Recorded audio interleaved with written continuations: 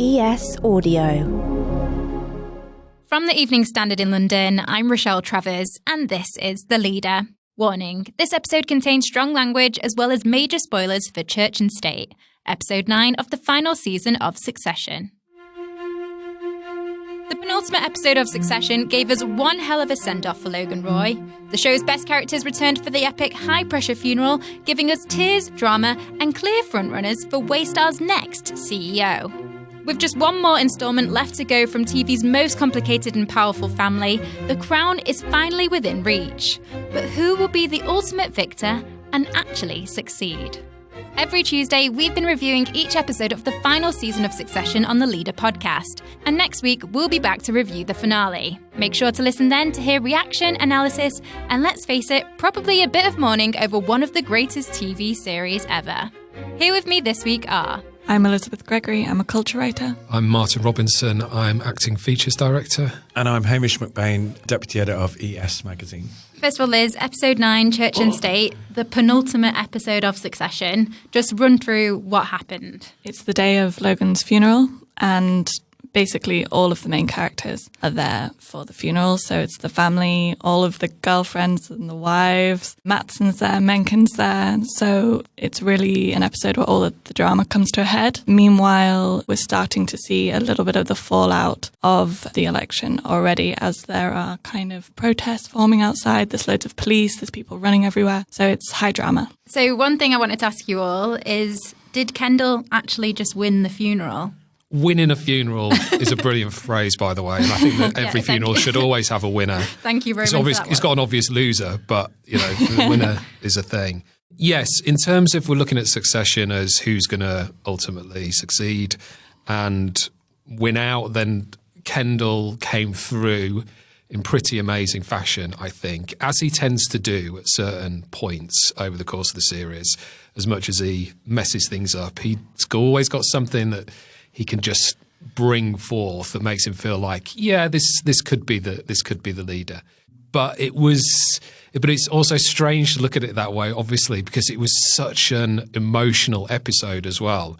There's been a few moments of genuine feeling, I think, that sparked a little bit of something in me, at least. I mean, I'm not one of the world's biggest criers, but certainly this one really got to me, and I was like, wow, it was super, super sort of strong and touching in lots of weird little ways as well. So there's the obvious thing of what happened to Roman, the eulogies that all three of the siblings sort of gave, or half gave tried to, were all, I thought, just phenomenal pieces of acting and yeah, truly emotional. Also little moments like Kerry coming back in on the scene.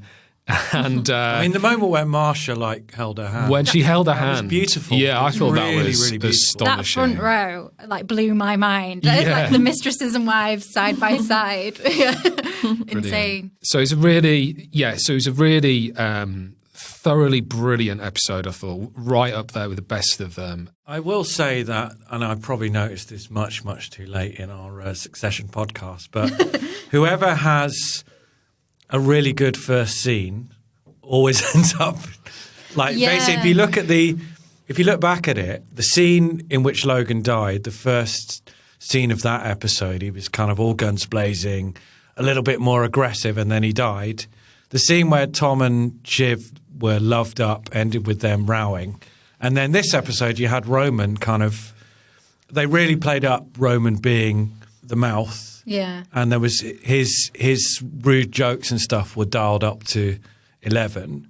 And then, at the end, the end was really, really almost harrowing. Liz has been out and out Team Kendall from the start. Do you feel like it's all going the way you predicted? Yeah, do I feel vindicated? Do you feel vindicated? Yeah.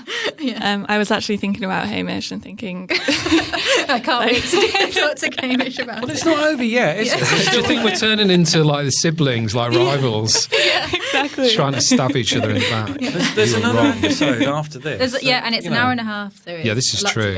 It's not over yet. True. I just think it was such a kind of moment of unbridled mania that we've seen building for weeks and weeks, and there he was at his dad's funeral, and he was talking about power and money and capitalism and it just felt like, yeah, that's who Kendall is deep down and who he always will be, and that's why he's going to win, because he wants the throne more than anybody else. He has proven himself to be very adept at pulling a rabbit out of the hat in high-pressure situations. He's who they always default to as well. Like, they all turn to him to, like, to go do the eulogy. And there have been quite a few occasions where when he's really, really needed to, and he's full of fear and uncertainty, that he actually does speak from the heart and kind of pulls it out of the bag. Yeah, maybe Living Plus, the whole point of that episode was just to kind of reinforce that idea. Roman had a particularly bad episode overall. He broke down in the funeral very publicly. Where does Roman go from here? I mean, good Lord as well. He had some disgusting, even by Roman standards, lines in this episode.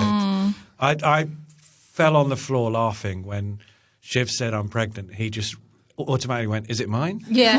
Yeah, that's right. Then he said, "I'm going to have sex with Marsha on Dad's coffin." And you just sort of thought, this is getting really... But maybe that just shows how freaked out he was, because it seems like the more he gets ruder, the more unhappy he is. Well, it was very, very well done, because it was kind of... They've built him as one of those people who covers their fear and insecurity with that kind of humour. And it just got so extreme that you almost knew he's gonna fall apart here. And he kept saying to Kendall, "I'm fine, I've pre-grieved." Evidently, he had not pre-grieved whatsoever.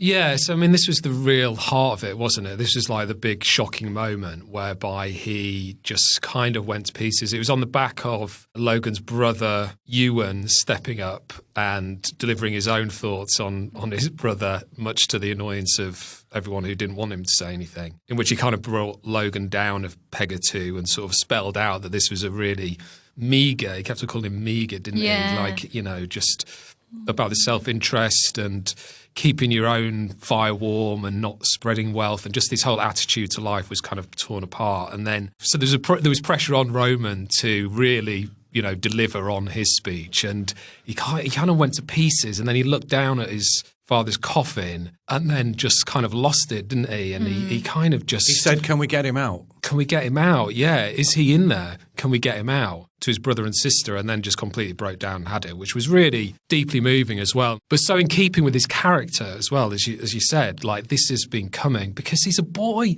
He's a little damaged boy. He's not that guy who's capable of handling this kind of thing. As much as he's got so much charisma and wit and can make things happen, as we saw in the previous episode when he kind of got Mencken through to the presidency, he's a very damaged kid, and it suddenly hit him in that moment that his dad was gone and he was, alone or hadn't resolved any of this stuff and was kind of gone, and it was like such a raw moment. And again, just astonishing acting, I thought, at the time. I mean, absolutely unreal. Yeah, and then that was it. He was out of the picture. They had to stand in for him. Kendall had to do the eulogy instead. And then, he had that ending where, because they kind of had the wake afterwards, didn't they? And he was still in a bit of a state. Kendall was trying to rally him somewhat and kind of provoking him a little bit.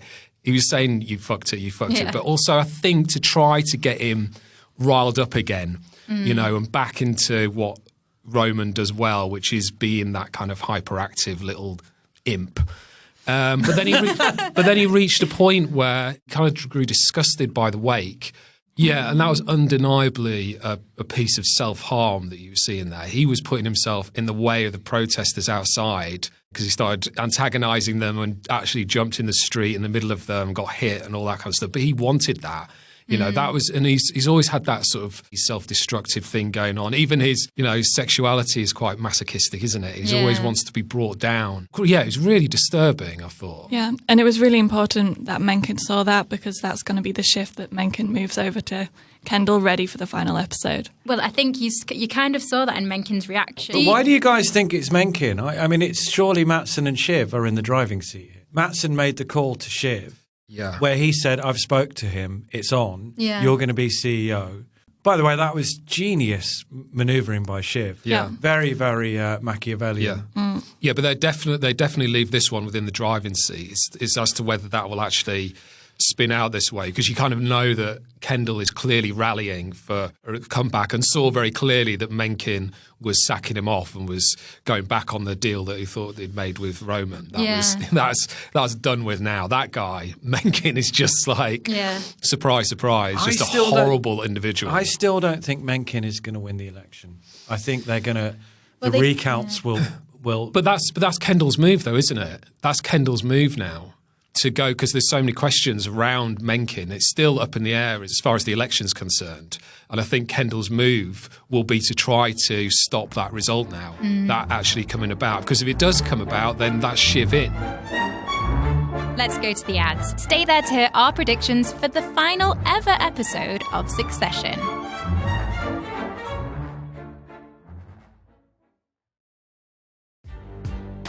Welcome back. Still with me are the Evening Standard's Elizabeth Gregory, Hamish MacBain and Martin Robinson. The final ever episode will be an hour and a half long, and it's called With Open Eyes.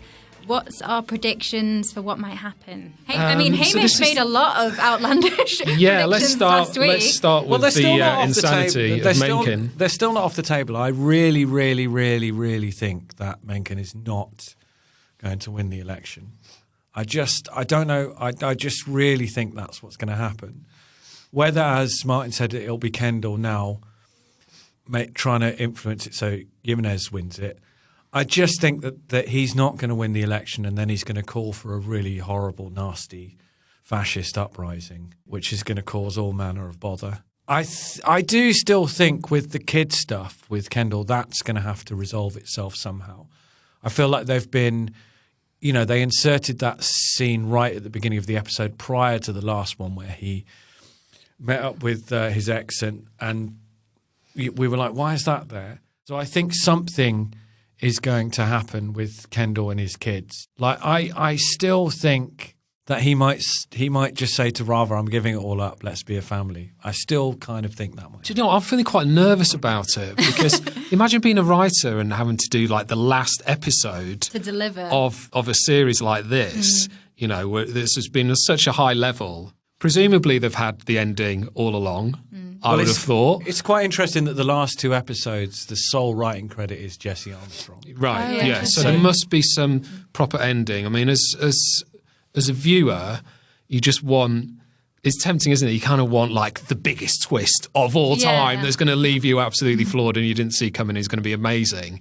But at the same time, as a fan, I'd probably be quite annoyed if, say, like, Jerry came out of nowhere and kind of took over. It's kind of like, it needs to be like one of the siblings. It needs to be one of those. That's the way it's been built, and this needs to deliver and follow through on the characters in such a way. As I've said, I think it's been Kendall's story. I think he's although Shiv is in prime position as we go into that final episode, I think he is rallying everyone. He's getting Logan's old bodyguard. He's kind of getting the old team. Hugo's back on his side. So he is shaping everything. And because Roman is kind of gone to bits now, the field is open for him. And like I said, I've always thought that he'll just end up there but alone. But maybe the happy ending would be that he would stop Mencken from happening. He'd be able to live with himself a little bit more with the other candidate as president, feel like he's done the right thing, also be CEO, and also manage to bring his family back together and make things okay. That could be an ending. Yeah. Kendall might sort it all out and finally be the man of your dreams, Liz, and actually manage this to a really happy ending. I think it's more along the lines of what Martin was saying, that Kendall's going to win, but in the process destroy everything around him. So destroy the relationships with his siblings, destroy his relationship with Rava. He'll try and get custody for his kids, destroy the country. And it was interesting with Jess as well. I wonder how that relationship's going to come and play, and maybe somehow there he's going to destroy something as well. There's also a possibility here that nothing is resolved. Yeah. Because, there's been a lot of shows where you just end it on a cliffhanger mystery. Even The Sopranos kind of ended without really explicitly saying what had actually happened to Tony Soprano. I'm going to ask each of you to give me the name of Waystar's next CEO. So, Liz, I think we know who you're going to say. Kendall. And why? I think he's shown from literally season 1, episode 1, what his goal is, and I think that will be the full arc. Martin? Yeah, Kendall, although I'm just thinking now as we're saying this, just to throw in another wildcard name, it would also be quite interesting if none of them got it, Yeah. the siblings. And like Tom, he was the only one actually doing any work in the last episode. Not that may particularly count for him, but it's an interesting thing that he is someone who is heading up a thing. And maybe it could be him. Hamish? I am going with Gregory Hirsch. What? I was actually going to go with Greg as well. Here's my reasoning. Here's what's going to happen. Mattson will get the deal through and he'll do his thing with Mencken. Yeah. And then he will screw Shiv over out of that job. Yeah. And because he really trusts Greg and knows that he actually can sock puppet Greg, he will install Greg as US CEO of Waystar Royco. Oh, I actually like that. Yeah, I agree. Yeah, there was the puppet. And Tom will end up working for Greg. Succession is available to watch in the UK on Sky Atlantic and Now. And that's it. We'll be back next Tuesday for our review of the final ever episode of Succession. The Leader podcast is back tomorrow at 4 p.m.